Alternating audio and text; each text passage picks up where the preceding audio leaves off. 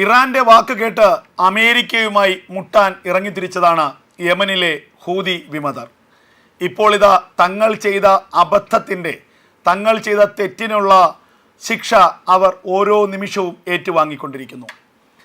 Iran പറഞ്ഞത് കേട്ട് ഇറാന്റെ പ്രേരണയാൽ അമേരിക്കയെ വെല്ലുവിളിച്ചു. അമേരിക്കയുടെ പടക്കപ്പലായ ഹാരി എസ് ട്രൂമാനെ ആക്രമിച്ചു. കയ്യിലുള്ള ബാലിസ്റ്റിക് മിസൈലുകളും ഡ്രോണുകളും ഉപയോഗിച്ച് അമേരിക്കയുടെ ഡിസ്ട്രോയറുകളെ ചെങ്കടലിൽ ആക്രമിച്ചു. പലതവണ അമേരിക്ക മുന്നറിയിപ്പ് നൽകി.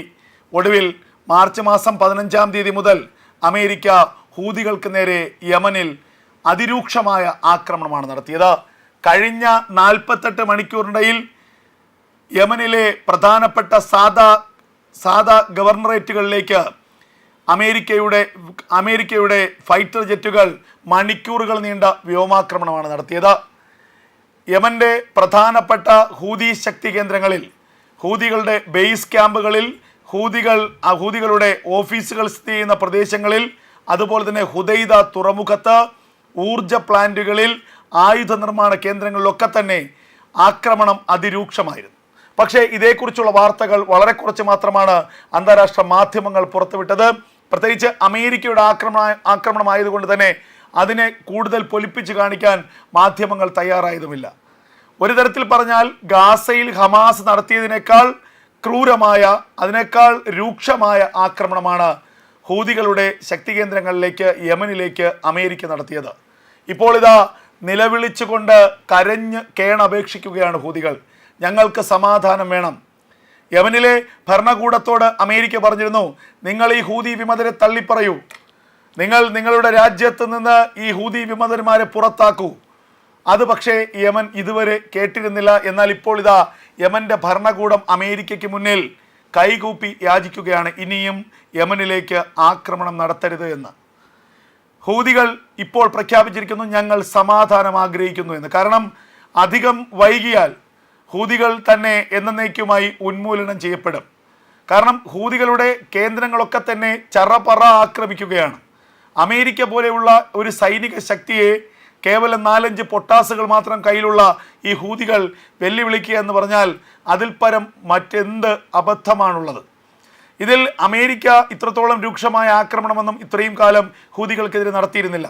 ഒറ്റപ്പെട്ട ചില ആക്രമണങ്ങൾ ഓരോ കൊട്ടുകൊടുത്തിട്ട് അമേരിക്ക പിന്മാറുകയായിരുന്നു പതിവ്. എന്നാൽ അമേരിക്കയുടെ ഏറ്റവും വലിയ അഭിമാന സ്തംഭമായ ഹാരി എസ് ട്രൂമാന് നേരെ ആക്രമണം നടത്തുകയും പലതവണ വെല്ലുവിളിക്കുകയും ഒടുവിൽ ഹൂതികളുടെ വക്താവ് തന്നെ രംഗത്ത് വന്നിട്ട് മര്യാദയ്ക്കല്ലെങ്കിൽ അമേരിക്കയെ തീർക്കുമെന്ന് വരെ വെല്ലുവിളിച്ചു. ഇതോടുകൂടിയാണ് ട്രംപിന് കലി തുടങ്ങിയത്.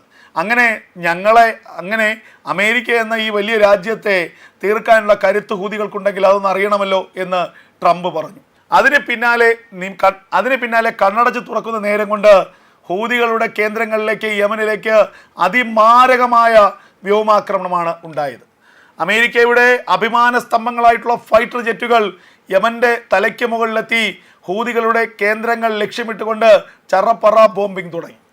ഒടുവിൽ ഹൂതികളുടെ പ്രധാനപ്പെട്ട കേന്ദ്രങ്ങളൊക്കെ തന്നെ തകർന്ന് തരിപ്പണമായി. ഹൂതികളുടെ യമനിലുള്ള 21 ഗവർണറേറ്റുകളിൽ 8 ഗവർണറേറ്റുകളെയും ഇതിനകം തന്നെ അമേരിക്ക ആക്രമിച്ചു കഴിഞ്ഞിരിക്കുന്നു. ഈ 8 ഗവർണറേറ്റുകൾ എന്ന് പറയുന്നത് ഹൂതികൾക്ക് വലിയ സ്വാധീനമുള്ള, ഹൂതികൾക്ക് മേധാവിത്വമുള്ള ഗവർണറേറ്റുകളാണ്. ഇനി ബാക്കിയുള്ളവയിലേക്ക് അധികം വൈകാതെ ആക്രമണം നടക്കുമെന്ന് US പ്രഖ്യാപിച്ചു കഴിഞ്ഞിരിക്കുന്നു. ഈ സാഹചര്യത്തിലാണ് ഇപ്പോൾ ഹൂതികൾ ഒരു ഭാഗത്ത് നിന്ന് അമേരിക്കയുടെ കാല് പിടിക്കുന്നത്, യമന്റെ ഭരണകൂടം ഒരു ഭാഗത്ത് നിന്ന് അമേരിക്കയുടെ കാല് പിടിക്കുന്നത്. ഇവിടെ ഏറ്റവും രസകരമായ കാര്യം, ഹൂതികളെ ഈ ആക്രമണത്തിലേക്ക് തള്ളിവിട്ടിട്ട് ഇറാൻ മിണ്ടാതിരിക്കുകയാണ്. ഹൂതികൾ അമേരിക്കൻ പടക്കപ്പലുകളെ ആക്രമിക്കുന്ന സമയത്ത് ഇറാൻ പറഞ്ഞിരുന്നു, ധൈര്യമായി ആക്രമിച്ചുകൊള്ളൂ. പിന്നെ അമേരിക്കയ്ക്കും ഇസ്രായേലിനും മുന്നറിയിപ്പ് നൽകി, ഹൂതികൾക്ക് നേരെ ഏതെങ്കിലും തരത്തിലുള്ള ഒരു തിരിച്ചടി ഉണ്ടായാൽ ഇറാൻ രംഗത്തിറങ്ങും, പിന്നെ ഇറാനായിരിക്കും നിങ്ങളോട് യുദ്ധം ചെയ്യുക എന്നതായിരുന്നു ഇറാൻ്റെ വെല്ലുവിളി. എന്നാൽ ഇപ്പോൾ ഇതാ ഹൂതികൾ ഇരന്ന് വാങ്ങിക്കൂട്ടുകയാണ്. എന്നിട്ടും ഒരു മിണ്ടാട്ടം ഇറാൻ്റെ ഭാഗത്തു നിന്നില്ല. അതാണ് അമേരിക്ക പറഞ്ഞത്, നിങ്ങളെ ആരാണോ പ്രകോപിപ്പിച്ച് വിട്ടത് അവരുടെ കെണിയിൽ നിങ്ങൾ വീണിരിക്കുന്നു. നിങ്ങൾ അമേരിക്കയോടാണ് ഏറ്റുമുട്ടിയത്, അമേരിക്കയാണ് വെല്ലുവിളിച്ചത് എന്നുള്ളത് നിങ്ങൾ ഇനിയെങ്കിലും ഓർക്കണം. ഒരിക്കലും ഈ തെറ്റിന് ജീവിതത്തിൽ ആവർത്തിക്കരുത് എന്ന് ട്രംപ് പറയുന്നുണ്ട്. എന്തായാലും ചെങ്കടലിലൂടെയുള്ള കപ്പലുകളെ ആക്രമിച്ചതാണ് അമേരിക്കയ്ക്കും യൂറോപ്യൻ രാജ്യങ്ങൾക്കും തലവേദനയായത്. പലതവണ ഹൂതികളോട് ഇതിന് മുന്നറിയിപ്പ് അമേരിക്ക നൽകിയതാണ്. എന്നാൽ ആ ആക്രമണം ഹൂതികൾ വീണ്ടും വീണ്ടും തുടർന്നു. ഇസ്രായേലുമായി ബന്ധമുള്ള, അമേരിക്കയുമായി ബന്ധമുള്ള, മറ്റ് യൂറോപ്യൻ രാജ്യങ്ങളുമായി ബന്ധമുള്ള ഒരു കപ്പലുകളെയും ചെങ്കടലിലൂടെയോ ഏതൻ കടലിടുക്കിലൂടെയോ കടന്നു പോകാൻ ഹൂതികൾ അനുവദിച്ചിരുന്നില്ല. നിരന്തരമായി റോക്കറ്റ് ആക്രമണം, നിരന്തരമായി മിസൈൽ ആക്രമണം, ഡ്രോൺ ആക്രമണമൊക്കെ നടത്തി ആ കപ്പലുകളുടെ സഞ്ചാരത്തെ വലിയ രീതിയിൽ ഇവർ പ്രശ്നങ്ങൾ സൃഷ്ടിച്ചു. അങ്ങനെ കപ്പൽ സഞ്ചാരത്തിൻ്റെ അല്ലെങ്കിൽ കപ്പൽ ചരക്ക് നീക്കത്തിൻ്റെ 20% മാത്രമായി ചെങ്കടലിലൂടെയുള്ള ഗതാഗതം നിലച്ചു. ഇതിലൂടെ പിന്നീട് മറ്റ് ചില കപ്പൽ പാതകൾ കണ്ടെത്തേണ്ടി വന്നു കപ്പലുകൾക്ക്. അത് ദിവസങ്ങളും ആഴ്ചകളും നീണ്ടുനിന്ന യാത്രകൾക്ക് കാരണമായി. ഇത് വലിയ രീതിയിൽ രാജ്യങ്ങളുടെ വ്യാപാരത്തെ, വാണിജ്യത്തെയൊക്കെ ബാധിച്ചു. ഈ സാഹചര്യം കൂടി കണക്കിലെടുത്തുകൊണ്ടാണ് ഹൂതികളെ എന്നേക്കുമായി നിലയ്ക്ക് നിർത്താനുള്ള ആക്രമണം അമേരിക്ക ആരംഭിച്ചത്. ആ ആക്രമണം ഫലം കണ്ടു തുടങ്ങിയെന്നുള്ള വാർത്തകളാണ് പുറത്തു വരുന്നത്. ഹൂതികളെ സമ്പൂർണ്ണമായി നിരായുധീകരിക്കുന്നതുവരെ യുദ്ധം തുടരുമെന്നാണ് ഡൊണാൾഡ് ട്രംപ് കഴിഞ്ഞ ദിവസം പ്രഖ്യാപിച്ചത്.